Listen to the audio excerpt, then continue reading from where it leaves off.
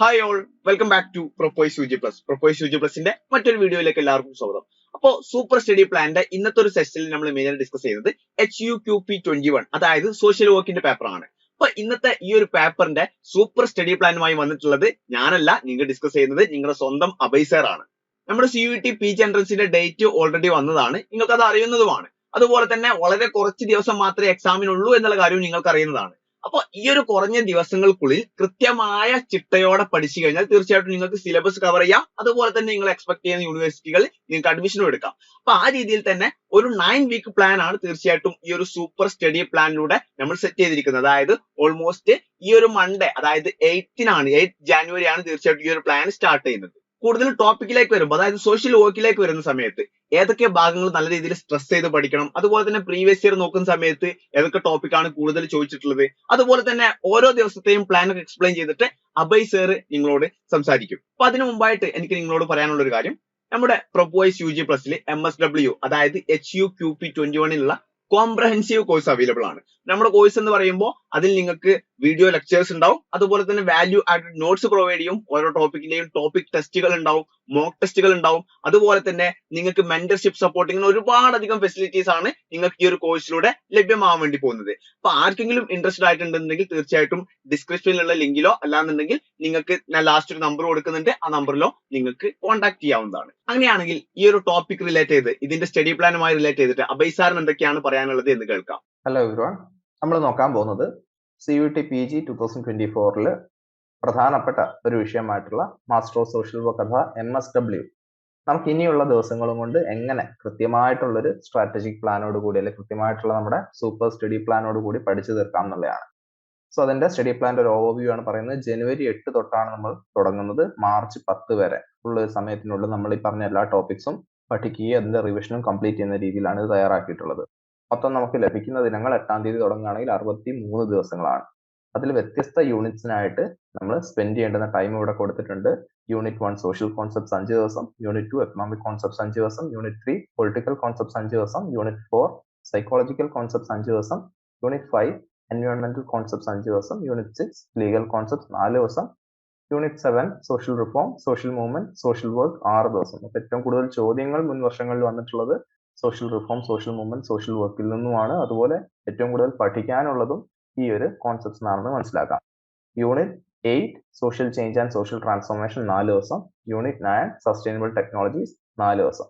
ഇനി റിവിഷനും അതുപോലെ തന്നെ സ്ട്രാറ്റജി പ്ലാൻ ചെയ്യുന്നതിനുമായിട്ട് ഒരു 10 ദിവസം കൂടെ നമുക്ക് എന്ത് ചെയ്യാം, മാറ്റിവെക്കാം. മോക്ക് ടെസ്റ്റും പ്രാക്ടീസും അതും ഒരു 10 ദിവസം എടുത്ത് ചെയ്യേണ്ടവയാണ്.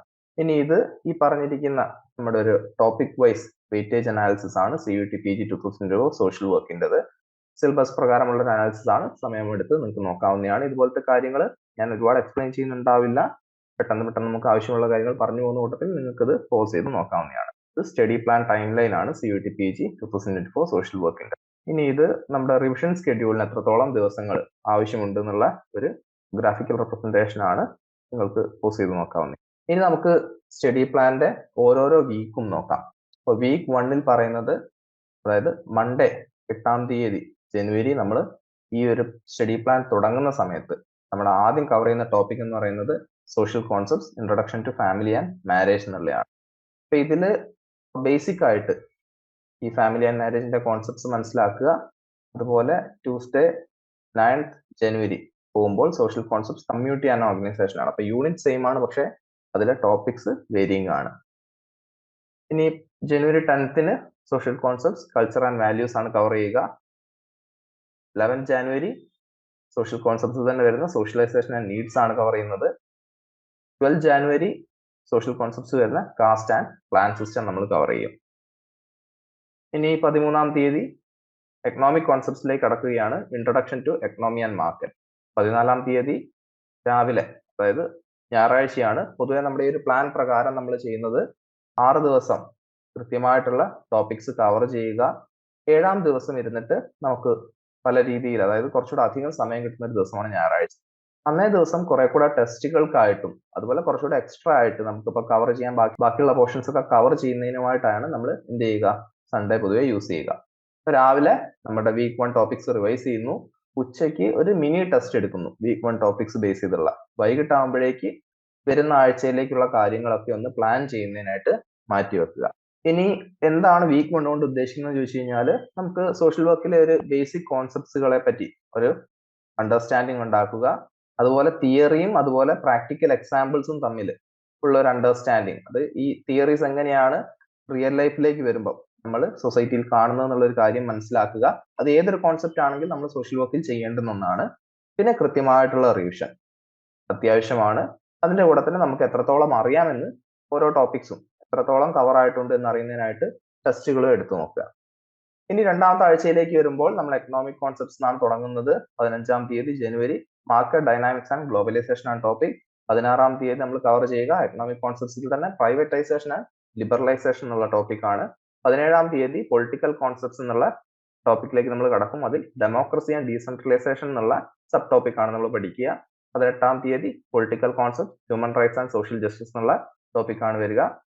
19-ാം തീയതി സൈക്കോളജിക്കൽ കോൺസെപ്റ്റ്സിലേക്ക് എത്തി ആറ്റിറ്റ്യൂഡ് ആൻഡ് ഇമോഷൻസിലാണ് നമ്മൾ ആ ഒരു വെള്ളിയാഴ്ച വർക്ക് ചെയ്യുക. 20 ജനുവരി സൈക്കോളജിക്കൽ കോൺസെപ്റ്റ്സിൽ ഇന്റലിജൻസ് ആൻഡ് സെൽഫ് എസ്റ്റീം എന്നുള്ള ടോപ്പിക് ആണ് നമ്മൾ കവർ ചെയ്യുന്നത്. അപ്പൊ ഇത്രയും ടോപ്പിക്സ് കവർ ചെയ്ത് കഴിയുമ്പോഴത്തേക്ക് സൺഡേ ആയി 21 ജാനുവരി നമ്മൾ രാവിലെ ഈ വീക്ക് 2 എടുത്ത ടോപ്പിക്സ് ഒക്കെ ഒന്ന് റിവൈസ് ചെയ്യും. അതിലെന്തെങ്കിലും തന്നെ ഇനി കവർ ചെയ്യാനുണ്ടെങ്കിൽ അത് കവർ ചെയ്യും. ഉച്ചയ്ക്ക് ടോപ്പിക് ടെസ്റ്റുകൾ പരമാവധി എടുക്കും. അതുപോലെ തന്നെ ആ ടോപ്പിക് ടെസ്റ്റുകളുടെ റിവ്യൂ എത്രത്തോളം ഏരിയാസ് മനസ്സിലായി ഇല്ല എന്നുള്ളൊരു കാര്യം നമ്മൾ കൃത്യമായിരുന്നു പരിശോധിക്കും. വൈകിട്ട് എന്ത് ചെയ്യും, നമ്മൾ ഒന്ന് റിലാക്സ് ചെയ്ത ശേഷം നെക്സ്റ്റ് വീക്കിലേക്കുള്ള പ്ലാൻ സ്റ്റാർട്ട് ചെയ്യും. പിന്നെ പറയാനുള്ളത് മുൻ ആഴ്ചത്തേക്കാളും കൂടുതൽ ടോപ്പിക്സ്, കൂടുതൽ എന്ന് പറയുമ്പോൾ നമ്മുടെ ക്വാണ്ടിറ്റി തന്നെ നോക്കുമ്പോൾ കൂടുതൽ ടോപ്പിക്സ് നമ്മൾ സെക്കൻഡ് വീക്കിലേക്ക് എത്തുമ്പോൾ കവർ ചെയ്യുന്നുണ്ട്. കൃത്യമായുള്ള റിവിഷനും അതുപോലെ തന്നെ സൺഡേ നമ്മൾ എന്ത് ചെയ്യുന്നുണ്ട്, മോക്ക് ടെസ്റ്റുകൾ എടുക്കുക അല്ലെങ്കിൽ ടോപ്പിക് ടെസ്റ്റുകൾ എടുക്കുക. അവിടെ പറയാം സൺഡേ നമ്മൾ എന്ത് ചെയ്യുന്നുണ്ട് എന്നോട് പറയാം. സൺഡേ നമ്മൾ എന്ത് ചെയ്യുന്നുണ്ട്, കൃത്യമായിട്ടുള്ള ടോപ്പിക് ടെസ്റ്റുകൾ എടുത്ത് അതിന്റെ അനാലിസിസും കംപ്ലീറ്റ് ചെയ്യുന്നുണ്ട്. മൂന്നാമത്തെ ആഴ്ചയിലേക്ക് വരുമ്പോൾ 22 ജാനുവരി എൻവയോൺമെന്റൽ കോൺസെപ്റ്റ്സ് ആണ് കവർ ചെയ്യുന്നത്. എൻവയോൺമെന്റ് ആൻഡ് പൊല്യൂഷൻ എന്നുള്ളതാണ് topic. 23 January main topic same തന്നെയാണ്, എൻവയോൺമെന്റൽ കോൺസെപ്റ്റ്സ്, പക്ഷേ സബ് ടോപ്പിക് നാച്ചുറൽ റിസോഴ്സസ് ആണ്. 24 ജാനുവരി എൻവയോൺമെന്റൽ concepts disaster management. 25 January legal കോൺസെപ്റ്റ്സിലേക്ക് എത്തി. കോൺസ്റ്റിറ്റ്യൂഷൻ ആൻഡ് ലോ ഇമ്പോർട്ടന്റ് ആയിട്ടുള്ള ഒരു പാർട്ട് തന്നെയാണ് MSW എൻട്രൻസിന്. എല്ലാ വട്ടവും ചോദ്യങ്ങൾ വരാറുമുണ്ട്, അത് എന്തായാലും കവർ ചെയ്യുന്നുണ്ടെന്ന് ഉറപ്പുവരുത്തുക. ലീഗൽ കോൺസെപ്റ്റ്സിൽ നിന്ന് ഷുവർ ആയിട്ടും ക്വസ്റ്റ്യൻസ് വരും. Legal concepts petition and litigation process ആണ് 26 ജാനുവരി നമ്മൾ കവർ ചെയ്യുക. 27 ജാനുവരി അഥവാ സാറ്റർഡേ ലീഗൽ കോൺസെപ്റ്റ്സിലെ തന്നെ FIR ആൻഡ് ലീഗൽ പ്രൊസീജിയേഴ്സ് എന്നുള്ള ഒരു ടോപ്പിക്കോട് കൂടി നമ്മൾ അവിടെ എൻഡ് ചെയ്യുകയാണ് ആ ഒരു വീക്ക്. പിന്നെ നെക്സ്റ്റ് ഡേ വരുമ്പോഴേക്ക് എന്താണ് ടോപ്പിക്സ് പുതിയതായി പഠിക്കുന്നത് സാറ്റർഡേ കഴിഞ്ഞു. സൺഡേ ആ ഒരു ടോപ്പിക്സിന്റെ റിവിഷൻ, സൺഡേ ഉച്ചയ്ക്ക് എൻവയോൺമെന്റ് അതുപോലെ തന്നെ ലീഗൽ കോൺസെപ്റ്റ്സുമായി ബന്ധപ്പെട്ടിട്ടുള്ള കേസ് സ്റ്റഡീസ് നമ്മളൊന്ന് അനലൈസ് ചെയ്യും. വൈകിട്ട് ആകുമ്പോഴേക്ക് നമ്മളൊന്ന് റിലാക്സ് ചെയ്തിട്ട് വരുന്ന ആഴ്ചയ്ക്കുള്ള പ്രിപ്പറേഷൻ സ്റ്റാർട്ട് ചെയ്യും. ഇനി ഈ ഒരാഴ്ച എന്ന് പറയുമ്പോഴേക്കും എൻവയോൺമെന്റ് അതുപോലെ തന്നെ ലീഗൽ കോൺസെപ്റ്റ്സിലുള്ള ബെറ്റർ ഒരു അണ്ടർസ്റ്റാൻഡിങ് ഉണ്ടാക്കുക. ഇതിന്റെ പ്രാക്ടിക്കൽ അപ്ലിക്കേഷൻ എത്രത്തോളം ഉണ്ട്, വേരിയസ് കേസുകൾ ഏതൊക്കെയാണ്, കേസ് സ്റ്റഡീസിനെ പറ്റി നമ്മൾ ഓൾറെഡി കവർ ചെയ്യുന്നുണ്ട്. അപ്പൊ കേസ് സ്റ്റഡീസ് ഏതൊക്കെയാണ്, എക്സാം പോയിന്റ് ഓഫ് വ്യൂവിൽ ചോദിക്കാൻ സാധ്യതയുള്ള കേസ് സ്റ്റഡീസ് ഉണ്ടോ എന്നുള്ളതൊക്കെ നിങ്ങൾക്ക് പരിശോധിക്കാവുന്നതാണ്. അതെന്തായാലും പരിശോധിക്കുകയും വേണം. ഈ പഠിച്ച കാര്യങ്ങളൊക്കെ തന്നെ റിവൈസ് ചെയ്യുന്നുണ്ട് എന്നുള്ളത് കൃത്യമായി ഉറപ്പുവരുത്തുക. റിവൈസ് ചെയ്യാതെ നമുക്ക് ഓരോ വീക്കും മുന്നോട്ട് പോകാൻ പറ്റില്ല. എല്ലാം കൂടെ അവസാനം റിവൈസ് ചെയ്യുക എന്നുള്ളത് വളരെ വലിയ ടാസ്ക് ആയിരിക്കും. അതുകൊണ്ട് തന്നെ ഓരോ ആഴ്ചത്തെയും കാര്യങ്ങൾ ഓരോ സൺഡേയും സമയമെടുത്ത് തന്നെ റിവൈസ് ചെയ്യുന്നുണ്ട് എന്നുള്ള ഉറപ്പുവരുത്തുക.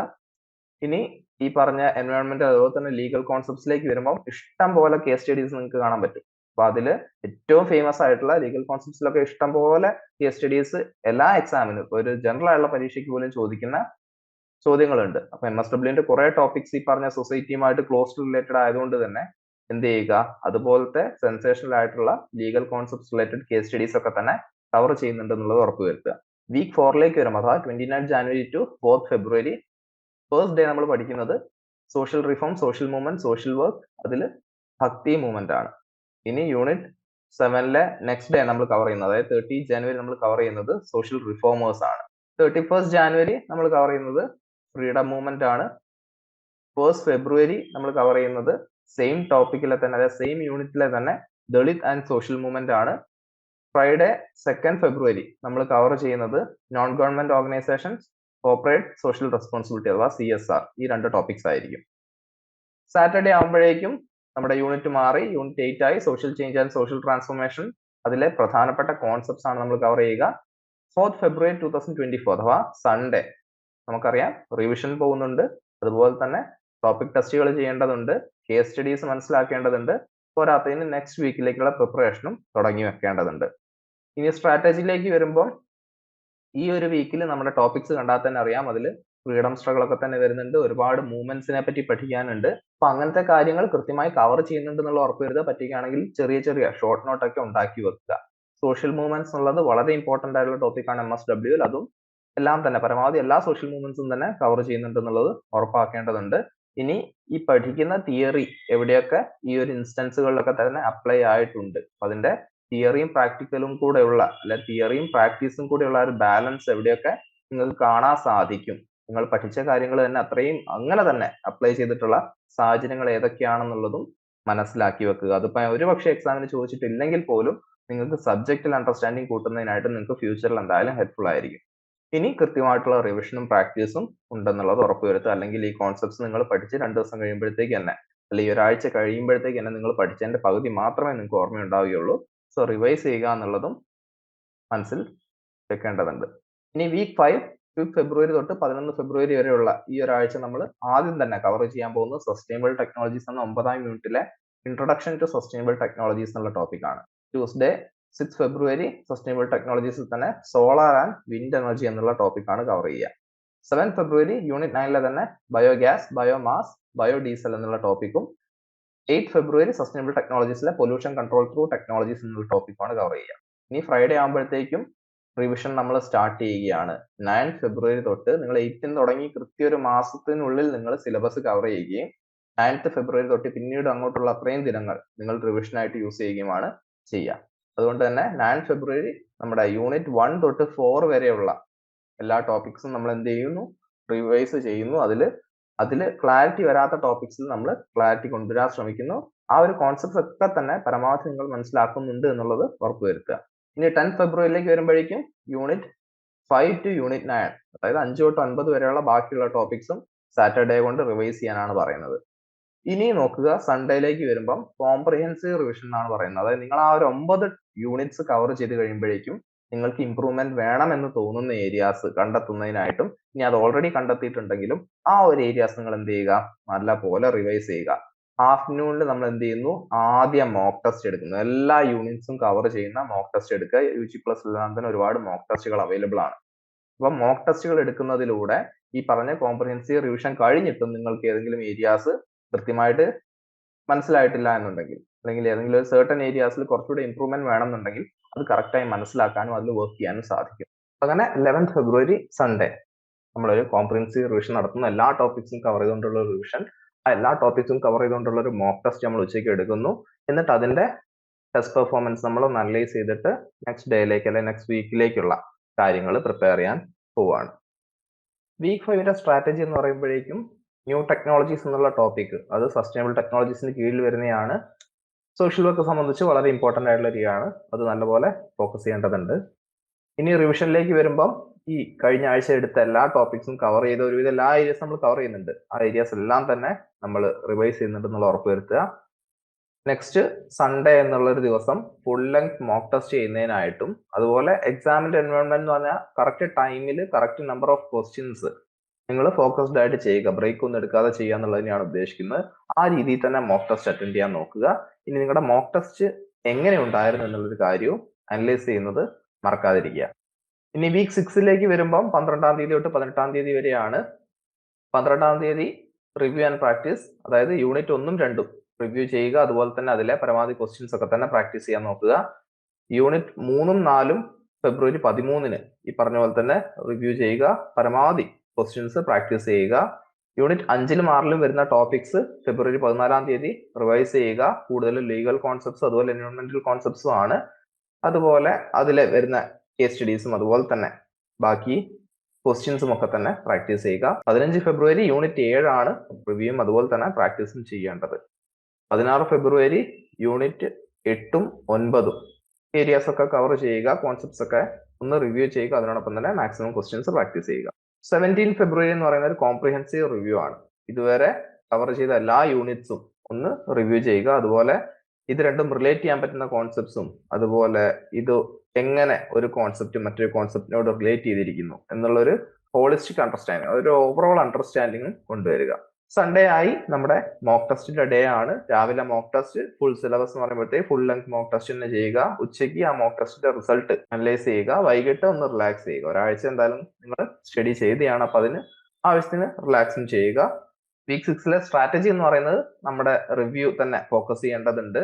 അതുപോലെ എല്ലാ കോൺസെപ്റ്റ്സും ക്ലിയർ ആണെന്ന് ഉറപ്പുവരുത്തേണ്ടതുണ്ട്. പരമാവധി ടോപ്പിക് ടെസ്റ്റുകളും അതുപോലെ ക്വസ്റ്റ്യൻസ് പ്രാക്ടീസ് ചെയ്യുന്നതിനോടൊപ്പം തന്നെ മോക്ക് ടെസ്റ്റ് ചെയ്യേണ്ടതുണ്ട്. നമ്മുടെ പെർഫോമൻസ് ബെറ്റർ ആവുന്നുണ്ടോ എന്നുള്ളത് ചെക്ക് ചെയ്യണം. കാരണം വീക്ക് 6 ആയി ഇനി 2-3 വീക്ക് കൂടെ നമുക്ക് ബാക്കിയുള്ളൂ. അതുകൊണ്ട് തന്നെ പെർഫോമൻസ് എല്ലാം ഇംപ്രൂവ് ആവുന്നുണ്ടോ എന്നുള്ള ഉറപ്പുവരുത്തേണ്ടതുണ്ട്.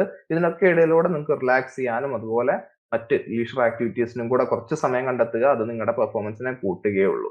വീക്ക് 7ലേക്ക് വരുമ്പോൾ വീണ്ടും റിവ്യൂ തന്നെയാണ്. 19 ഫെബ്രുവരി അഡ്വാൻസ് റിവ്യൂ, കുറെ കൂടെ വിശദമായിട്ട് തന്നെ നിങ്ങൾ യൂണിറ്റ് 1ഉം 2ഉം ഒന്ന് കവർ ചെയ്ത് പോവുക. യൂണിറ്റ് 3ഉം 4ഉം 20 ഫെബ്രുവരിക്ക് കവർ ചെയ്യുക. യൂണിറ്റ് 5ഉം 6ഉം 21 ഫെബ്രുവരിക്ക് കവർ ചെയ്യുക. യൂണിറ്റ് 7 22 ഫെബ്രുവരിക്ക് കവർ ചെയ്യുക. യൂണിറ്റ് 8 and 9 23 ഫെബ്രുവരിക്ക് കവർ ചെയ്യുക. അപ്പൊ അതിൽ തന്നെ ഏതൊക്കെ ടോപ്പിക്സ് ഫോക്കസ് ചെയ്യണം എന്നുള്ളത് കൃത്യമായിട്ട് താഴെ കൊടുത്തിട്ടുണ്ട്. ഞാൻ അത് ഓരോന്നും വായിക്കുന്നില്ല, ഒരുപാട് ടൈം കൺസ്യൂമിംഗ് ആണ്. അപ്പൊ നിങ്ങൾ എന്ത് ചെയ്യുക, പോസ് ചെയ്തിട്ട് വായിച്ചു നോക്കാവുന്നതാണ്. സാറ്റർഡേയിലേക്ക് എത്തുമ്പോഴത്തേക്ക് ഇന്റഗ്രേറ്റഡ് റിവിഷൻ, എല്ലാ ടോപ്പിക്സും കൂടെ ഉള്ള ഒരു റിവിഷൻ. അതിനോടൊപ്പം തന്നെ വ്യത്യസ്ത യൂണിറ്റുകളിലെ കോൺസെപ്റ്റ്സ് എല്ലാം തന്നെ കോർത്തിണക്കി പഠിക്കാൻ പറ്റും നോക്കാൻ വളരെ പോസിബിൾ ആയിട്ടുള്ള ഒരു കാര്യമാണ്. അപ്പൊ ആ കോൺസെപ്റ്റ്സ് റിലേറ്റ് ചെയ്ത് തന്നെ പഠിക്കുകയാണെങ്കിൽ നിങ്ങൾക്ക് ഓർത്ത് വെക്കാൻ കുറച്ചുകൂടി എളുപ്പമുണ്ടാവും. നെക്സ്റ്റ് 25 ഫെബ്രുവരി സൺഡേ ആയി mock test, full length mock test, analysis, അതുപോലെ അതിന്റെ സ്ട്രാറ്റജി സെഷൻ, എങ്ങനെ ഇംപ്രൂവ് ചെയ്യാം എന്നുള്ളൊരു കാര്യം ജസ്റ്റ് മനസ്സിൽ ചിന്തിച്ചു വെക്കുക. പിന്നെ ഒന്ന് റിലാക്സ് ചെയ്യാം. ഇനി സ്ട്രാറ്റജി ഫോർ വീക്ക് 7ലേക്ക് വരുമ്പോൾ അഡ്വാൻസ് റിവ്യൂ, അതുപോലെ ഈ തിയറീസിന്റെ ഒക്കെ റിയൽ വേൾഡ് ആപ്ലിക്കേഷൻ, ഇനിയും വ്യത്യസ്ത ടോപ്പിക്സ്, വ്യത്യസ്ത കോൺസെപ്റ്റ്സ്, വ്യത്യസ്ത യൂണിറ്റ്സിലെ കോൺസെപ്റ്റ്സ് ഇന്റഗ്രേറ്റ് ചെയ്ത് പഠിക്കാൻ ശ്രമിക്കുക. പരമാവധി ക്വസ്റ്റ്യൻസ് സോൾവ് ചെയ്യുക. അതിനോടൊപ്പം തന്നെ ഈ ചെയ്യുന്ന മോക്ക് ടെസ്റ്റുകളുടെ അനാലിസിസ് കൃത്യമായിട്ട് മനസ്സിലാക്കി അതിൽ പറയുന്ന അല്ല അതിൽ കാണുന്ന ഇംപ്രൂവ്മെന്റ്സ് വരുത്തുന്നുണ്ടെന്നുള്ളത് ഉറപ്പുവരുത്തുക. വീക്ക് 8ലേക്ക് വരുമ്പോൾ ലാസ്റ്റ് റൗണ്ട് ഓഫ് റിവിഷൻ ആണ്. ഫൈനൽ റിവിഷൻ യൂണിറ്റ് 1 and 2 ആണ് 26ന്. 27ന് യൂണിറ്റ് 3 and 4ന്റെ ഫൈനൽ റിവിഷൻ ആണ്. 28ന് യൂണിറ്റ് 5 and 6ന്റെ ഫൈനൽ റിവിഷൻ ആണ്. യൂണിറ്റ് 7ന്റെ ഫൈനൽ റിവിഷൻ ആണ് 1st മാർച്ചിന്. അതുപോലെ യൂണിറ്റ് 8 and 9ന്റെ ഫൈനൽ റിവിഷൻ ആണ് 2nd മാർച്ചിന്. ഇനി 3rd മാർച്ചിലേക്ക് വരുമ്പോൾ ഇന്റഗ്രേറ്റഡ് റിവ്യൂ ആൻഡ് പ്രാക്ടീസ് ആണ്. എല്ലാ ടോപ്പിക്സും ഞാൻ പറഞ്ഞു ഓൾറെഡി, എല്ലാ കോൺസെപ്റ്റ്സും ഒന്ന് റിലേറ്റ് ചെയ്ത് കവർ ചെയ്യാൻ ശ്രമിക്കുക. സൺഡേ അഥവാ 4th മാർച്ച് എന്ന് പറയുന്നത് വീക്ക് 8 ലാസ്റ്റ് ഡേ ആണ്. മോക്ക് ടെസ്റ്റും അനാലിസിസും അതുപോലെ തന്നെ റിലാക്സേഷൻ ആൻഡ് സ്ട്രാറ്റജി റിഫൈൻമെന്റുമാണ് ആ ഒരു ദിവസം നിങ്ങൾ ചെയ്യാനുള്ളത്. വീക്ക് 8ന്റെ സ്ട്രാറ്റജി എന്ന് പറയുന്നത് ഫൈനൽ റിവിഷൻ എന്നുള്ള രീതിയിൽ തന്നെ അതിനെ അപ്രോച്ച് ചെയ്യുക. ഇനി അങ്ങോട്ട് നിങ്ങൾക്ക് മുന്നോട്ട് സമയമുണ്ട് എന്നുള്ള രീതിയിലല്ല, നിങ്ങളെല്ലാം പഠിച്ചു അത് റിവൈസ് ചെയ്യുന്നു, നിങ്ങളുടെ ലാസ്റ്റ് റിവിഷൻ എന്നുള്ള രീതിയിൽ തന്നെ അപ്രോച്ച് ചെയ്യുക. അതിനൊപ്പം തന്നെ നിങ്ങളുടെ തിയറി നിങ്ങൾക്ക് അപ്ലൈ ചെയ്യാൻ പറ്റുമെന്നുള്ള രീതിയിലുള്ള ഒരു ആപ്ലിക്കേഷൻ ഓറിയന്റഡ് അപ്രോച്ചിലൂടെ തന്നെ പ്രോബ്ലം സോൾവിങ് എല്ലാം തന്നെ ഉൾക്കൊള്ളിച്ചുകൊണ്ട് നിങ്ങൾ കാര്യങ്ങൾ മനസ്സിലാക്കി വെക്കുക. ഇനി റെഡിനെസ്സിനായിട്ട് നിങ്ങൾ എക്സാം റെഡി ആണ് എന്ന് ഉറപ്പിക്കുന്നതിനായിട്ടും നിങ്ങൾ എക്സാം റെഡി ആവുന്നതിനായിട്ടും നിങ്ങളുടെ ടെസ്റ്റ് ടേക്കിംഗ് ബിഹേവിയർ ഇംപ്രൂവ് ചെയ്യുന്നതിനായിട്ടും മോക്ക് ടെസ്റ്റുകൾ പരമാവധി ചെയ്യുക. ഇതിന്റെ ഒപ്പം തന്നെ ഈ ചെയ്യുന്ന കാര്യങ്ങൾക്കൊക്കെ ഉള്ള ഒരു റിവ്യൂ, അതുപോലെ തന്നെ ഇതിനൊക്കെ ഇടയിലും റിലാക്സ് ചെയ്യാനുള്ള ടൈം കണ്ടെത്തുക. ലാസ്റ്റ് വീക്കിലേക്ക് എത്തുമ്പോൾ കോംപ്രിഹെൻസീവ് റിവ്യൂ ആണ് 5th മാർച്ചിന്. 6th മാർച്ചിന് സാമ്പിൾ പേപ്പേഴ്സ് പ്രാക്ടീസ് ചെയ്യണം. 7th മാർച്ചിന് ഈ പ്രാക്ടീസ് പേപ്പേഴ്സിന്റെ അനാലിസിസ് നിങ്ങൾ നോക്കേണ്ടതുണ്ട്. ഇനി 8th മാർച്ചിന് നിങ്ങൾ ഇതിനിടയിലൊക്കെ കൂടിയായിട്ട് തയ്യാറാക്കിയുള്ള ഷോർട്ട് നോട്ട്സും അതുപോലെ മറ്റ് മെറ്റീരിയൽസും ഒക്കെ തന്നെ നിങ്ങളുടെ ലാസ്റ്റ് മിനിറ്റ് റിവിഷനായിട്ട് യൂസ് ചെയ്യുക. 9th മാർച്ച് എന്ന് വെച്ചാൽ എക്സാമിന് 2 ദിവസം മുമ്പാണ്. 11th നിങ്ങളുടെ എക്സാം. 9th മാർച്ചിന് നിങ്ങൾ എക്സാം എഴുതുന്നതിനായിട്ട് മെന്റലി തയ്യാറെടുക്കുക, മെന്റലി പ്രിപ്പയർഡ് ആവുക. അതുപോലെ തന്നെ നിങ്ങൾ എന്ത് സ്ട്രാറ്റജിയാണ്, നിങ്ങൾ ഏത് ടോപ്പിക്കാണ് ആദ്യം ആൻസർ ചെയ്യാൻ പോകുന്നത്, എത്ര ടൈം ഓരോ ചോദ്യത്തിനും സ്പെൻഡ് ചെയ്യണം, പാസേജ് വൈസ് ക്വസ്റ്റ്യൻസ് ആണോ ആദ്യം ആൻസർ ചെയ്യുക, അതോ വേറെ നിങ്ങൾക്ക് താല്പര്യമുള്ള മറ്റേതെങ്കിലും ഏരിയാസ് ആണോ നിങ്ങൾ ആൻസർ ചെയ്യുക, നിങ്ങളുടെ സ്ട്രോങ് ഏരിയ ഏതാണ്, വീക്ക് ഏരിയ ഏതാണ്, അതിൽ ഏതിന് കൂടുതൽ ടൈം സ്പെൻഡ് ചെയ്യും തുടങ്ങിയ കാര്യങ്ങളൊക്കെ തന്നെ ടെസ്റ്റ് സംബന്ധിച്ചുള്ള സ്ട്രാറ്റജി ഒക്കെ നിങ്ങൾ എന്ത് ചെയ്യുക, 9ാം തീയതിയെ തയ്യാറാക്കി വെക്കുക. വീക്ക് 9ലേക്ക് വരുമ്പോൾ ഹോളിസ്റ്റിക് റിവ്യൂ, മൊത്തത്തിലുള്ള റിവ്യൂ. കാരണം ഇനി അങ്ങോട്ട് സമയമില്ല, ലാസ്റ്റ് വീക്ക് ആണ്. അപ്പൊ അതുകൊണ്ട് തന്നെ എല്ലാ ഏരിയയും റിവ്യൂ ചെയ്യുന്നുണ്ടെന്നുള്ള ഉറപ്പുവരുത്തുക. എല്ലാ ഏരിയയിൽ നിന്നുള്ള ക്വസ്റ്റ്യൻസ് പ്രാക്ടീസ് ചെയ്യുന്നുണ്ടെന്നും അതുപോലെ തന്നെ അതിന്റെ അനാലിസിസ് നിങ്ങൾ നടത്തുന്നുണ്ട്, അതനുസരിച്ച് വേണ്ട റെമഡീസ് നിങ്ങൾ എടുക്കുന്നുണ്ടെന്നുള്ള ഉറപ്പുവരുത്തുക. അവസാന മിനിറ്റ് നിങ്ങളുടെ വീക്കർ ഏരിയാസ് എല്ലാം തന്നെ ഫോക്കസ് ചെയ്തുകൊണ്ടുള്ള റിവിഷൻ തന്നെ മനസ്സിൽ കാണുക. ഇതിന്റെ ഒക്കെ ഒപ്പം തന്നെ എക്സാം എഴുതുന്നതിനായിട്ട് നിങ്ങൾ ഫുള്ളി പ്രിപ്പയർഡ് ആയിട്ട് എക്സാമിന് പോകാൻ മാനസികമായിട്ടുള്ള തയ്യാറെടുപ്പുകളും പൂർത്തീകരിക്കുക. ഇതൊക്കെ കഴിഞ്ഞാൽ പിന്നെ നിങ്ങൾക്ക് കുറച്ച് റെസ്റ്റ് ചെയ്ത് റിലാക്സ് ചെയ്തിരിക്കാം. ബിക്കോസ് ഒറ്റ ദിവസം കഴിഞ്ഞാൽ പരീക്ഷയാണ്. പുതിയ കാര്യങ്ങൾ അന്നേരം പഠിക്കുന്നതിൽ കാര്യമില്ല. ഇൻസ്റ്റഡ് ചെയ്ത അല്ലെങ്കിൽ മുമ്പ് ചെയ്തിട്ടുള്ള ടെസ്റ്റുകൾ തന്നെ വേണമെങ്കിൽ ഒന്നുകൂടെ എടുത്തു നോക്കാം. അതുപോലെ മുമ്പ് പഠിച്ചിട്ടുള്ള കോൺസെപ്റ്റ്സ് ഒക്കെ തന്നെ ഒന്നുകൂടെ റിവൈസും ചെയ്ത് നോക്കാവുന്നതാണ്. ഇനി പറയാൻ പോകുന്നത് നമുക്ക് CUT PG പേപ്പർ എങ്ങനെ ടാക്കിൾ ചെയ്യാം എന്നതിനെ പറ്റിയാണ്. അതിൽ ആദ്യം തന്നെ പറയാനുള്ളത് എക്സാം ഫോർമാറ്റ് മനസ്സിലാക്കുക. എക്സാമിന്റെ പാറ്റേൺ എന്താണ്, എത്ര ചോദ്യങ്ങൾ, എന്ത് തരത്തിലുള്ള ചോദ്യങ്ങളാണ് വരുന്നതെന്നൊക്കെ തന്നെ മനസ്സിലാക്കുക. ഇതിന് ആദ്യമായി തന്നെ പ്രിപ്പറേഷൻ നമുക്ക് ആവശ്യമുള്ളതെന്ന് വെച്ചാൽ ഒരു ഓർഗനൈസ്ഡ് സ്റ്റഡി പ്ലാൻ ആണ്. അത് തന്നെയാണ് ഇപ്പം UG+ നിങ്ങൾ ഈ കണ്ടുകൊണ്ടിരിക്കുന്നത്. എങ്ങനെ എത്ര ടോപ്പിക്സ് എത്ര സമയത്തിനുള്ളിൽ കവർ ചെയ്യാമെന്നുള്ള ഒരു കൃത്യമായ സ്റ്റഡി പ്ലാൻ ആണ് UG+ നിങ്ങളുടെ മുന്നിലേക്ക് വെക്കുന്നത്. ഇനി ഹൈ yield ടോപ്പിക്സിൽ ഫോക്കസ് ചെയ്യുക എന്ന് പറയുമ്പോൾ ഏറ്റവും കൂടുതൽ മാർക്ക് വരുന്ന ഏരിയാസ് ഐഡന്റിഫൈ ചെയ്ത് അവിടെ എന്ത് ചെയ്യുക, കൂടുതൽ ടൈം സ്പെൻഡ് ചെയ്യുക. നമ്മുടെ കയ്യിലുള്ള ടൈം ലിമിറ്റഡ് ആണ്. അത് എത്രത്തോളം നമ്മൾ എഫക്റ്റീവ് ആയിട്ട് യൂസ് ചെയ്യുന്നു അത്രത്തോളം നമുക്ക് എക്സാമിൽ നമ്മുടെ റിസൾട്ടിൽ കാണാനുണ്ട്. അതുകൊണ്ട് തന്നെ എത്രയധികം ടൈം നിങ്ങൾ കൂടുതൽ ക്വസ്റ്റ്യൻസ് വരുന്ന ടോപ്പിക്സിൽ സ്പെൻഡ് ചെയ്യുന്നു അത്രയും മാറ്റം നിങ്ങളുടെ റിസൾട്ടിലും ഉണ്ടാവും. ഇനി ഓരോ കോൺസെപ്റ്റ്സും തമ്മിൽ ചെറിയ ചെറിയ വ്യത്യാസങ്ങളെ ഉണ്ടാവുകയുള്ളൂ. പലപ്പോഴും സോഷ്യൽ വർക്കിൽ കാണാവുന്ന ഒരു കാര്യമാണ്. ചെറിയ എന്തെങ്കിലും ഒരു കോൺസെപ്റ്റിൽ ഒരു വേർഡ് മാറിയാൽ തന്നെ ഒരുപക്ഷെ കോൺസെപ്റ്റ് മാറി. അതുപോലെ പല രീതിയിലുള്ള മാരേജിലേക്കെല്ലാം തന്നെ വരുമ്പോൾ വ്യത്യസ്ത വാക്കുകൾ നമുക്ക് കാണാൻ പറ്റും. ഇപ്പൊ പോളിഗമി, പോളിയാൻഡ്രി, അപ്പൊ ഇതുപോലൊക്കെ തന്നെ ഒന്നോ രണ്ടോ വാക്കുകൾ മാറിയാൽ തന്നെ കോൺസെപ്റ്റ് മൊത്തത്തിൽ തിരിയുന്ന സാഹചര്യമാണ്. അതുകൊണ്ട് എന്താണ് ഓരോ കോൺസെപ്റ്റും എന്താണ് കൃത്യമായിട്ട് പറയുന്നത് എന്നുള്ളതിൽ ഒരു കോൺസെപ്റ്റിൽ ക്ലാരിറ്റി വരിക എന്നുള്ളത് വളരെ ഇമ്പോർട്ടന്റ് ആണ്. ഇനി പ്രാക്ടീസ് ടിപ്സിലേക്ക് വരുമ്പോൾ എന്നും അല്ലെങ്കിൽ പരമാവധി ദിനങ്ങളിൽ കൂടുതൽ ചോദ്യങ്ങൾ പരിചയപ്പെടാൻ ശ്രമിക്കുക. പ്രാക്ടീസ് ടെസ്റ്റുകൾ എടുത്തുകൊണ്ടേ ഇരിക്കുക. ഈ പ്രാക്ടീസ് ടെസ്റ്റുകളുടെ റിസൾട്ട് അനലൈസ് ചെയ്തുകൊണ്ടേ ഇരിക്കുക. വീക്ക് ഏരിയാസ് മനസ്സിലാക്കിയിട്ട് അത് ഇംപ്രൂവ് ചെയ്യുന്നതിനായിട്ട് വേണ്ട റെമഡീസ് എടുക്കുക. അതിന്റെ ഒപ്പം തന്നെ മുൻ വർഷങ്ങളിലെ ക്വസ്റ്റ്യൻ പേപ്പർ അഥവാ പ്രീവിയസ് ഇയർ ക്വസ്റ്റ്യൻ പേപ്പർ എന്ത് ചെയ്യുക, സോൾവ് ചെയ്യുക. നെക്സ്റ്റ് നമ്മുടെ മൾട്ടിപ്പിൾ ചോയ്സ് ക്വസ്റ്റ്യൻസ് ടാക്കിൾ ചെയ്യുന്നതിനായിട്ട് ഈസിലി ആൻസർ ചെയ്യുന്നതിനായിട്ടുള്ള കുറച്ച് കാര്യങ്ങളാണ്. ഒന്നാമത്തെ തന്നെ പറയാനുള്ളത് ക്വസ്റ്റ്യൻസ് കൃത്യമായി വായിച്ചു നോക്കുക. അതിലൊരു വള്ളിയും പുള്ളിയും വിടാതെ തന്നെ കൃത്യമായിട്ട് വായിച്ചു നോക്കുക. അതിൽ തന്നെ ഒൺലി, എക്സെപ്റ്റ്, നോട്ട് തുടങ്ങിയ വാക്കുകളൊക്കെ തന്നെ വരുമ്പോൾ നമ്മുടെ ആൻസർ എന്താവും, നേരെ ഓപ്പോസിറ്റ് ആവും. അപ്പൊ അതുകൊണ്ട് തന്നെ എന്താണ്, ചോദ്യങ്ങൾ കൃത്യമായി വായിച്ച് മനസ്സിലാക്കുക. എലിമിനേഷൻ ടെക്നിക്ക് യൂസ് ചെയ്യാവുന്ന പരീക്ഷ തന്നെയാണ് CUT PG. അതായത് ഇതല്ല രണ്ടെണ്ണം ഒഴിവാക്കിയാൽ പിന്നെ നിങ്ങൾ രണ്ടെണ്ണത്തിൽ നിന്ന് ഓപ്റ്റ് ചെയ്താൽ മതി. ഒന്ന് ഓപ്റ്റ് ചെയ്ത് ശരിയായി കഴിഞ്ഞാൽ 4 മാർക്കാണ്, അല്ലെങ്കിൽ -1 ആണ്. അത് നിങ്ങൾക്ക് തീരുമാനിക്കാം ഓപ്റ്റ് ചെയ്യണോ വേണ്ടയോ എന്നുള്ളത്. പക്ഷെ ഒരുവിധം എല്ലാവരും അത്യാവശ്യം ഒരു 50-60 മിനിമം നമ്പർ ഓഫ് ക്വസ്റ്റ്യൻസ് എങ്കിലും അവർ എഴുതാറുണ്ട് വിദ്യാർത്ഥികൾ. അതുകൊണ്ട് തന്നെ ആ ഒരു ക്വസ്റ്റ്യൻസിലേക്കെങ്കിലും നിങ്ങൾ എത്തുന്നുണ്ടെന്നുള്ള ഉറപ്പുവരുത്തുക. അതിനായിട്ട് പലപ്പോഴും എന്ത് ചെയ്യേണ്ടതുണ്ട്, നിങ്ങളൊന്ന് ഒരു 50% വരുന്ന ആൻസേഴ്സ് പോലും പലപ്പോഴും ആൻസർ ചെയ്യേണ്ടതുണ്ടാവും. അത് ചെയ്യുന്ന സമയത്ത് ഈ എലിമിനേഷൻ ടെക്നിക്ക് യൂസ് ചെയ്യാവുന്നതാണ്. ഇനി ടൈം മാനേജ്മെന്റ് എന്ന് പറയുമ്പോഴേക്കും ഓരോ ചോദ്യത്തിനും ഒരു നിശ്ചിത സമയത്തിൽ കൂടുതൽ ചെലവഴിക്കാതിരിക്കുക. അങ്ങനെ ഒരു ക്വസ്റ്റ്യൻ തന്നെ കൂടുതൽ നേരം ഇരുന്ന് കഴിഞ്ഞാൽ ബാക്കി ചോദ്യങ്ങൾക്ക് സമയം തികയാതെ വരും. അത് MCQ സംബന്ധിച്ച് ടൈം വേസ്റ്റ് ചെയ്യാനുള്ള സാധ്യത കൂടുതലാണ്. ഇനി എഡ്യൂക്കേറ്റഡ് ഗസ് ചെയ്യാൻ ശ്രമിക്കുക. ഇപ്പൊ വിത്തിൻ ദ ക്വസ്റ്റ്യൻ തന്നെ question number 13 question number 75 related ആയിരിക്കും. ഏതെങ്കിലും രീതിയിൽ ഓരോ ഓപ്ഷൻസ് വരിക, അല്ലെങ്കിൽ ഓരോ കോൺസെപ്റ്റ്സ് ഡിസ്കസ് ചെയ്യുന്നൊക്കെ ആണെങ്കിൽ ഈ 35th ക്വസ്റ്റ്യനിൽ പോയിട്ട് നിങ്ങൾക്ക് ഇൻഫറൻസ് എടുക്കാം, അല്ലെങ്കിൽ അതിൽ നിന്നുള്ള പോയിന്റ്സ് എടുത്തിട്ട് നിങ്ങൾക്ക് എന്ത് ചെയ്യാം, 75th ക്വസ്റ്റ്യൻ അപ്ലൈ ചെയ്യാൻ പറ്റും. അപ്പൊ എപ്പോഴും ഈ ചെയ്തുകൊണ്ടിരിക്കുന്ന ക്വസ്റ്റ്യൻസ് അല്ലെങ്കിൽ പോയിക്കൊണ്ടിരിക്കുന്ന ക്വസ്റ്റ്യൻസിനെ പറ്റി ഒരു ഐഡിയ മനസ്സിലുണ്ടാവണം. എന്നിട്ട് എവിടെയാണോ നിങ്ങൾക്ക് അപ്ലൈ ചെയ്യാൻ പറ്റുക ബാക്കി ക്വസ്റ്റ്യൻസിലേക്ക് വരുമ്പോൾ അവിടെ എല്ലാം തന്നെ അപ്ലൈ ചെയ്യാനും ശ്രമിക്കുക. ഇനി ആൻസേഴ്സ് എന്ത് ചെയ്യുക, കൃത്യമായിട്ട് റിവ്യൂ ചെയ്യുക. നിങ്ങൾ വിചാരിച്ച ആൻസർ തന്നെയാണ് ക്ലിക്ക് ചെയ്തിട്ടുള്ളത് എന്നുള്ളത് ഉറപ്പുവരുത്തേണ്ടതുണ്ട്. ഇനി ജനറൽ ആയിട്ട് പറയുകയാണെങ്കിൽ എക്സാം ഡേയിൽ നിങ്ങൾ ചെയ്യേണ്ടുന്ന കാര്യങ്ങളെ പറ്റിയാണ് ഇവിടെ പറയുന്നത്. വളരെ കാമും കോൺഫിഡന്റും ആയിരിക്കുക, പരീക്ഷയ്ക്ക് നേരത്തെ തന്നെ എത്തുക, ഇൻസ്ട്രക്ഷൻസ് കൃത്യമായി വായിക്കുക, ടൈം കൃത്യമായിട്ട് യൂട്ടിലൈസ് ചെയ്യുക. പോകുമ്പോൾ ഒരു വാട്ടർ ബോട്ടിൽ കൊണ്ടുപോകാൻ CUT PGക്ക് നമുക്ക് അനുവാദമുണ്ട്. അതുകൊണ്ട് തന്നെ വാട്ടർ ബോട്ടിൽ കൊണ്ടുപോവുക. Stay hydrated. അതുപോലെ തന്നെ പരമാവധി ഫോക്കസ്ഡ് ആയിട്ട് തന്നെ എക്സാം എഴുതാൻ ശ്രമിക്കുക. ഇനി പറയുന്നത് നിങ്ങളുടെ പ്രിപ്പറേഷന് ശേഷം റിലാക്സ് ചെയ്യുന്നതിനായിട്ടുള്ള, അതായത് നിങ്ങളൊരു സെഷൻ കഴിഞ്ഞ് നിങ്ങൾ 1 മണിക്കൂർ 2 മണിക്കൂർ അല്ലെ 2.5 മണിക്കൂർ അല്ലെ 3 മണിക്കൂർ ഒക്കെ തന്നെ ഉള്ളൊരു സ്റ്റഡി സെഷൻ കഴിഞ്ഞിട്ടുള്ള കാര്യങ്ങൾ എന്തൊക്കെയാണ് ചെയ്യേണ്ടത്. അതിൽ ആദ്യം തന്നെ പറയാനുള്ളത് റിലാക്സേഷൻ ആണ്.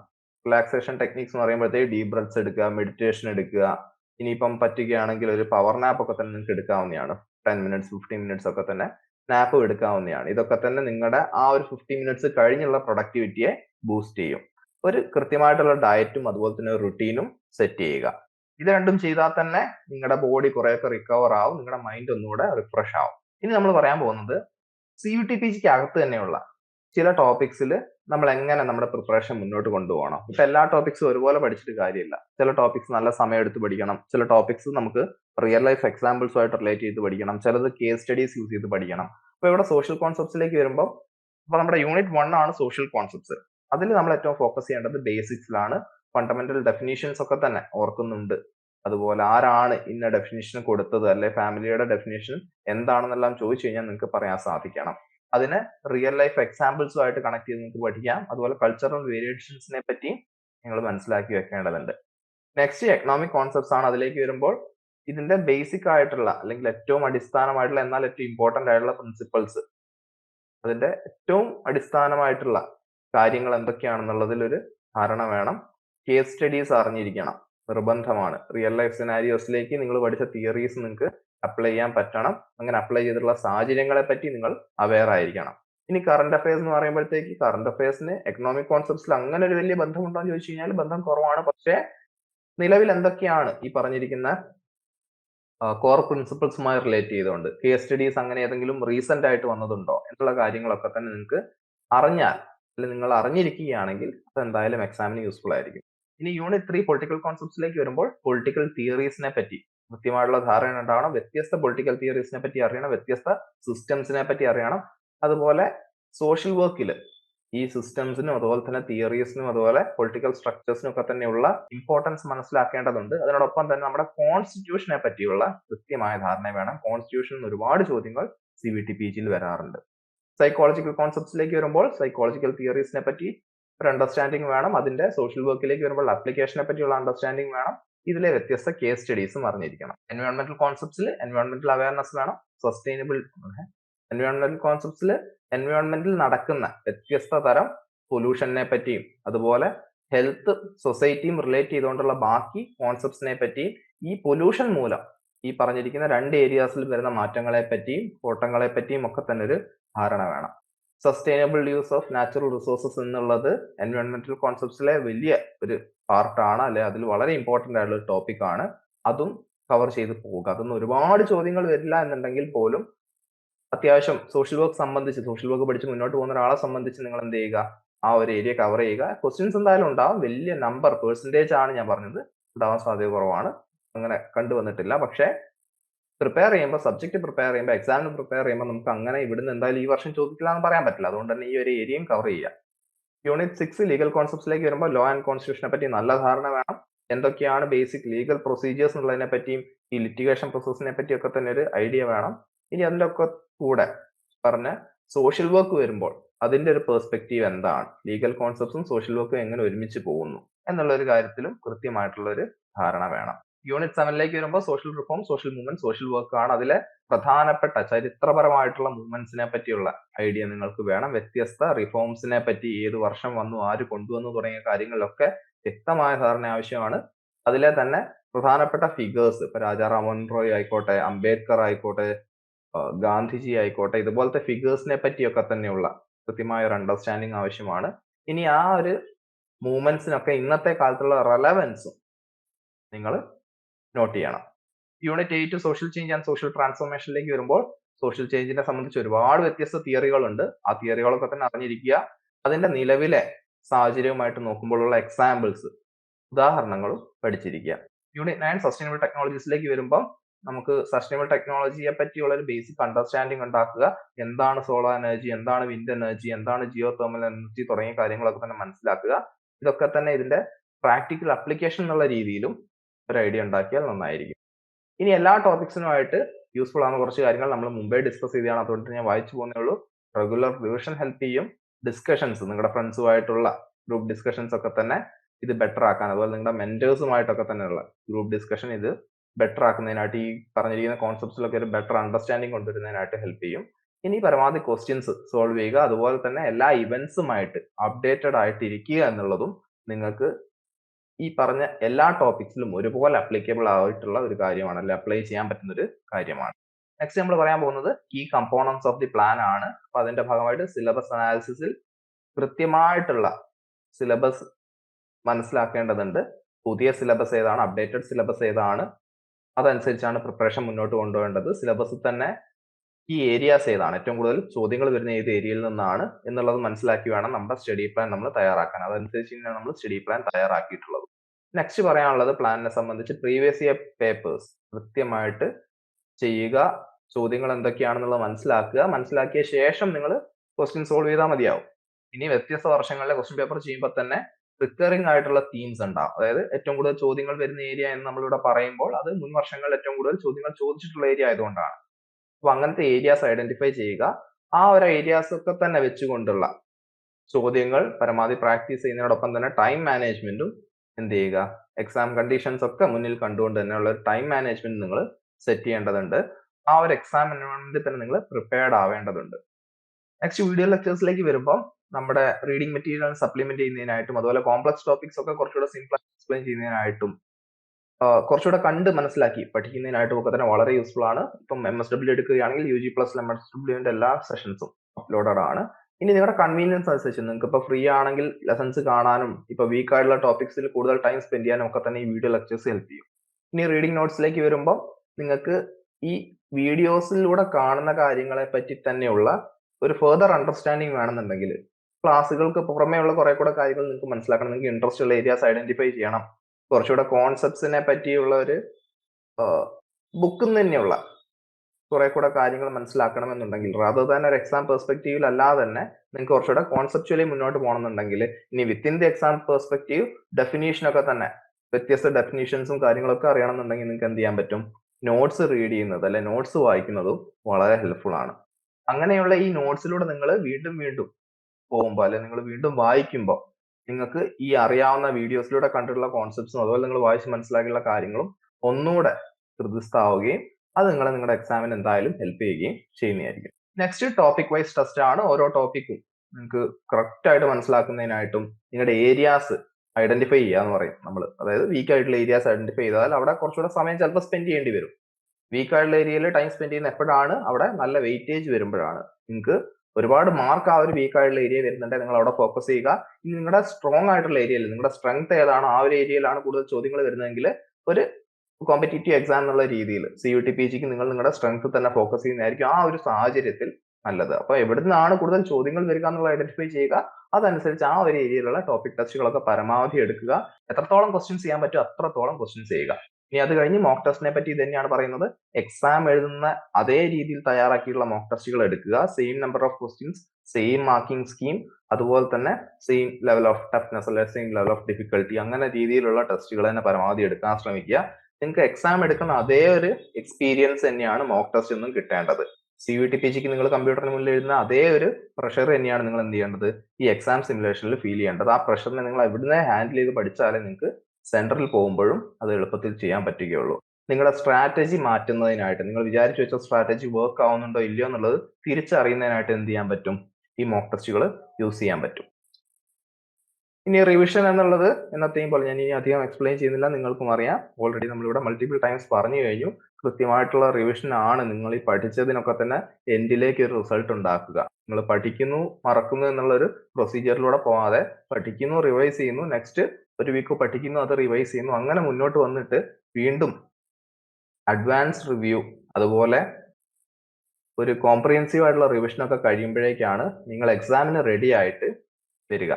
എക്സാം ഡേ അടുക്കുന്ന അനുസരിച്ച് നിങ്ങളുടെ റിവിഷൻ കുറെ കൂടെ മാർക്ക് സ്കോർ ചെയ്യുന്നതുമായിട്ട് ബന്ധപ്പെട്ട് കൂടുതൽ മാർക്ക് വരുന്ന ഏരിയാസ് നിങ്ങൾ കുറച്ചുകൂടെ റിവൈസ് ചെയ്യും. അതോടൊപ്പം തന്നെ പരമാവധി ഏരിയാസ് ഒക്കെ തന്നെ കവർ ചെയ്യാൻ ശ്രമിക്കേണ്ടതുണ്ട്. ഇനി എന്തുകൊണ്ട് CUT PG ഇത്രയും കഷ്ടപ്പെട്ട് നിങ്ങൾ പഠിക്കണം? MSW പഠിക്കുന്നതിനായിട്ടുള്ള ടൈം ടേബിൾ ആയി, ഏതൊക്കെ ടോപ്പിക്സ് കവർ ചെയ്യണമെന്ന് അറിയാം. എക്സാമിന് പോകുമ്പോൾ ആണെങ്കിൽ പോലും നിങ്ങൾ എങ്ങനെ കൂടുതൽ മാർക്ക് സ്കോർ ചെയ്യണം എന്നുള്ളതിനെ പറ്റിയൊക്കെ തന്നെ ഏകദേശം ധാരണയായി. ഇനി എന്തുകൊണ്ട് ഇത്രയും കഷ്ടപ്പെട്ട് ഇത്രയും സമയം മെനക്കെടുത്തി നിങ്ങൾ ഈ ഒരു പരീക്ഷ പാസ്സാവേണ്ടതുണ്ട്? ആദ്യം തന്നെ പറയാനുള്ളത്, എല്ലാവരും പഠിക്കാൻ ആഗ്രഹിക്കുന്നവരായതുകൊണ്ട് തന്നെ ഏറ്റവും മികച്ച വിദ്യാഭ്യാസം ഉറപ്പാക്കുന്ന സ്ഥാപനങ്ങളാണ് ഈ സെൻട്രൽ യൂണിവേഴ്സിറ്റി. അപ്പൊ ഏറ്റവും ലേറ്റസ്റ്റ് ആയിട്ടുള്ള അല്ലെ ഏറ്റവും റീസെന്റ് ആയിട്ടുള്ള ഏറ്റവും അപ്ഡേറ്റഡ് ആയിട്ടുള്ള സിലബസ് കൊടുക്കുക, ഏറ്റവും കൂടുതൽ ആൾക്കാർക്ക് റിസർച്ചിനുള്ള ഓപ്പർച്യൂണിറ്റി കൊടുക്കുക. നിങ്ങൾ ഈ പഠിക്കുന്ന ഇൻസ്റ്റിറ്റ്യൂട്ടിൽ തന്നെ നിങ്ങൾക്ക് PhD ചെയ്യുന്നതിനായിട്ടും അതുപോലെ മറ്റു ഓപ്പർച്യൂണിറ്റീസിലേക്ക് കടക്കുന്നതിനായിട്ടും ഒക്കെ തന്നെയുള്ള ഒരു ചാൻസ് അവിടെ ഉണ്ട്, അല്ലെ ഒരു ഓപ്ഷൻ നിങ്ങൾക്ക് അവിടെ ഉണ്ടെന്ന് തന്നെ നമുക്ക് പറയാം.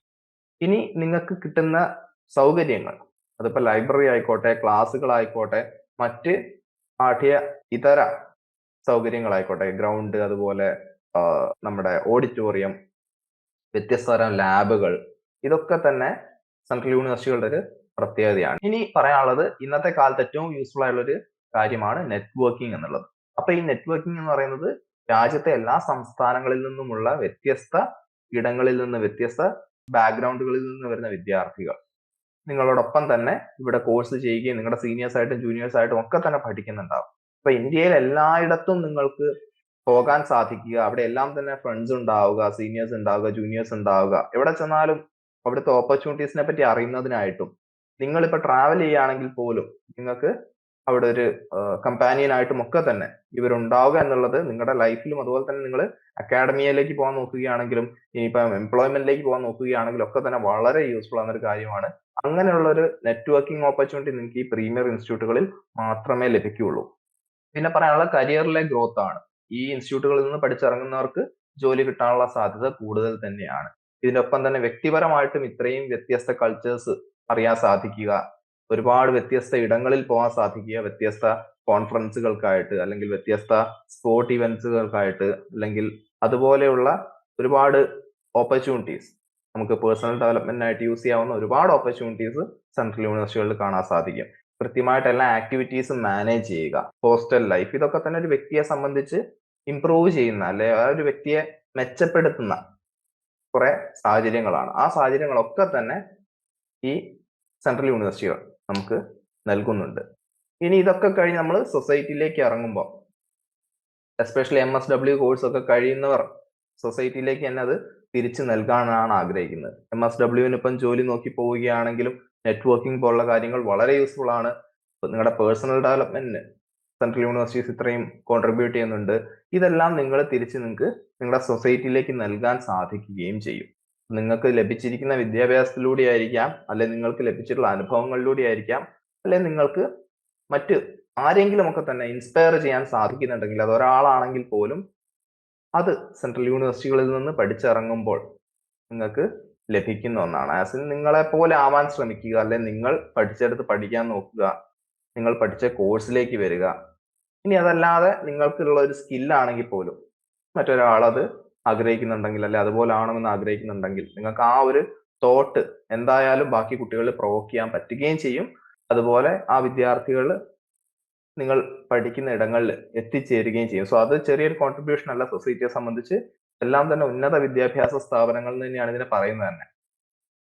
അപ്പം അത്രയും നല്ല, ഏറ്റവും ബെസ്റ്റ് ആയിട്ടുള്ള ഇൻസ്റ്റിറ്റ്യൂട്ടുകളിൽ, യൂണിവേഴ്സിറ്റികളിൽ പഠിക്കുന്നതിനായിട്ട് CUET PG എന്നുള്ള ഒരു പരീക്ഷ കുറച്ച് മെനക്കെട്ട് എഴുതിയാലും ഒരു MSW-കാരൻ അല്ലെ ഒരു MSW-കാരിക്കോ ബുദ്ധിമുട്ടില്ല. നല്ലപോലെ നിങ്ങൾ പെർഫോം ചെയ്യുകയാണെങ്കിൽ എന്തായാലും നല്ലൊരു യൂണിവേഴ്സിറ്റിയിൽ നിങ്ങൾക്ക് അഡ്മിഷൻ കിട്ടുന്നുള്ള കാര്യത്തിൽ യാതൊരു സംശയവുമില്ല. ഈ സെൻട്രൽ യൂണിവേഴ്സിറ്റികളിലൊക്കെ തന്നെ പഠിക്കുന്നതിലൂടെ നിങ്ങൾക്ക് കൂടുതൽ പഠിക്കുന്നതിനായിട്ടും അത് ജീവിതകാലം മൊത്തം മുന്നോട്ട് അല്ലെങ്കിൽ എന്തെങ്കിലുമൊക്കെ ചെയ്യണം എന്നുള്ള ഒരു രീതിയിലേക്ക് തന്നെ മാറുന്നവരാണ് ഭൂരിഭാഗം. കാരണം അത്രയും ആക്ടിവിറ്റീസ് അവിടെ ചെയ്യുന്നുണ്ട്. അവിടെ നമുക്ക് ലഭിക്കുന്ന നോളജും അതുപോലുള്ളവയാണ്. ഇനി ഗ്ലോബൽ എക്സ്പോഷർ വ്യത്യസ്ത രീതിയിൽ, വ്യത്യസ്ത സെമിനാർസ് ആയിട്ടും എക്സ്ചേഞ്ച് പ്രോഗ്രാം ആയിട്ടും വ്യത്യസ്ത ഇന്റർനാഷണൽ യൂണിവേഴ്സിറ്റികളുമായിട്ടുള്ള കൊളാബറേഷൻ ത്രൂ ഒക്കെ തന്നെ നിങ്ങൾക്ക് ലോകമെമ്പാടും സഞ്ചരിക്കാനുള്ള അവസരവും സെൻട്രൽ യൂണിവേഴ്സിറ്റികളിൽ ലഭിക്കുന്നതായിരിക്കും. ഇനി ഇതിനൊക്കെ പുറമെ ഒരു സെൻട്രൽ യൂണിവേഴ്സിറ്റിയിൽ നിന്ന് ഒരു പോസ്റ്റ് ഗ്രാജുവേഷൻ എടുക്കുക എന്ന് വെച്ച് കഴിഞ്ഞാൽ അത് തന്നെ ഒരു അച്ചീവ്മെന്റ് ആണ്. നമ്മൾ CV-യിലൊക്കെ എഴുതുമ്പോൾ നമ്മുടെ നാട്ടിലെ ഏതെങ്കിലും ഒരു കോളേജിൽ നിന്ന് അവിടുത്തെ പഠിത്തമോ കാര്യങ്ങളോ ഒന്നും തന്നെ മോശമായിരിക്കണം എന്നില്ല. നിങ്ങൾ നല്ലപോലെ കഷ്ടപ്പെട്ടിട്ടായിരിക്കും പഠിച്ചിറങ്ങിയിട്ടുണ്ടാവുക. പക്ഷെ ഇന്ന കോളേജ് എന്ന് പറയുമ്പോൾ ആൾക്കാർ ഐഡന്റിഫൈ ചെയ്യാൻ ബുദ്ധിമുട്ടുന്ന ഒരു സാഹചര്യം പലപ്പോഴും കാണാം. അതേ സ്ഥാനത്ത് ഇപ്പൊ യൂണിവേഴ്സിറ്റി ഓഫ് ഡൽഹി, അല്ലെ university of Hyderabad, Jawaharlal Nehru university, Pondicherry university എന്നൊക്കെ പറഞ്ഞാൽ അത് തന്നെ ഒരു ബ്രാൻഡാണ്. അപ്പൊ അവിടെ നിന്ന് ഈ എക്സാം എല്ലാം എഴുതി ആ ഒരു എൻട്രൻസ് ക്ലിയർ ചെയ്യുന്നതിലൂടെ തന്നെ നിങ്ങൾ ഗെയിൻ ചെയ്യുന്ന ഒരു കോൺഫിഡൻസും കാര്യങ്ങളും ഉണ്ട്. അതിന്റെ കൂടെ ഈ പറഞ്ഞ ആഡഡ് ആയിട്ടുള്ള നോളജ്, അതുപോലെ നെറ്റ്വർക്കിംഗ്, അതുപോലെ എക്സ്പോഷർ എല്ലാം തന്നെ ലഭിക്കുമ്പോഴത്തേക്ക് അത് തന്നെ നിങ്ങൾക്ക് ഒരു അച്ചീവ്മെന്റ് ആയിട്ട് പോർട്രേ ചെയ്യാൻ പറ്റുന്ന ഒരു കാര്യമാണ്. അപ്പം അതും ഈ ഒരു എക്സാം സംബന്ധിച്ച് അല്ലെങ്കിൽ ഈ യൂണിവേഴ്സിറ്റികൾ സംബന്ധിച്ച് വളരെ ഇമ്പോർട്ടന്റ് ആയിട്ടുള്ള ഒന്നാണ്. നിങ്ങൾക്ക് ഗെയിൻ ചെയ്യാൻ പറ്റുന്ന ഒരു കാര്യം കൂടിയാണ് സെൻട്രൽ യൂണിവേഴ്സിറ്റി. അപ്പൊ ഇത്രയുമാണ് ഏറ്റവും ചുരുക്കി പറയുകയാണെങ്കിൽ എന്തുകൊണ്ട് CUET PG എഴുതണം, ആൻഡ് എങ്ങനെ എഴുതണം, എങ്ങനെ പ്രിപ്പയർ ചെയ്യണം എന്നുള്ളതിനെ പറ്റി കൃത്യമായിട്ടുള്ള ധാരണ ആയിട്ടുണ്ടാവുമെന്ന് കരുതുന്നു. അങ്ങനെയാണെങ്കിൽ എല്ലാവർക്കും ഓൾ ദി ബെസ്റ്റ്. ഇപ്പൊ തന്നെ 1-ാം തീയതി ആവാൻ നിൽക്കണ്ട, ഇപ്പോഴേ ഇതെല്ലാം നോക്കി വെക്കുക.